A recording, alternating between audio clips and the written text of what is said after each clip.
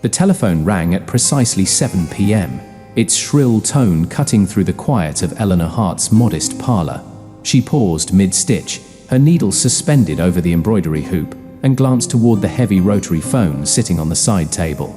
Calls after sundown were rare, especially in the sleepy outskirts of Chicago during the grim winter of 1947. "Mrs. Hart?"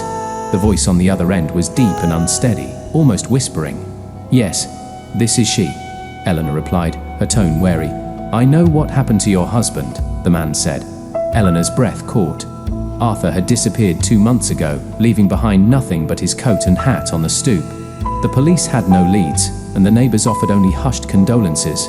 "Who is this?" she demanded, her voice trembling. 7 o'clock, 7 nights, 7 calls," the man rasped. "Answer them all, and you'll find the truth." The line went dead. Over the next 6 nights, the phone rang without fail, always at 7 p.m. Each time, the man spoke in cryptic fragments, revealing pieces of Arthur's secret life. A gambling debt, a failed scheme, a man named Victor who didn't take kindly to being crossed. By the 7th night, Eleanor was shaking as she lifted the receiver. "Meet me at St. Victor's Church, midnight," the man instructed before hanging up. Eleanor arrived at the crumbling church, its once grand facade shrouded in shadow.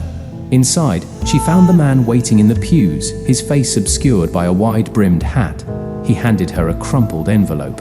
"Everything you need to know is here," he said, his voice hollow.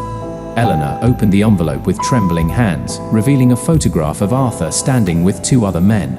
One was Victor, as she'd expected. The other was the man before her. "I tried to stop him," the man muttered, his voice breaking. "But Victor doesn't forgive."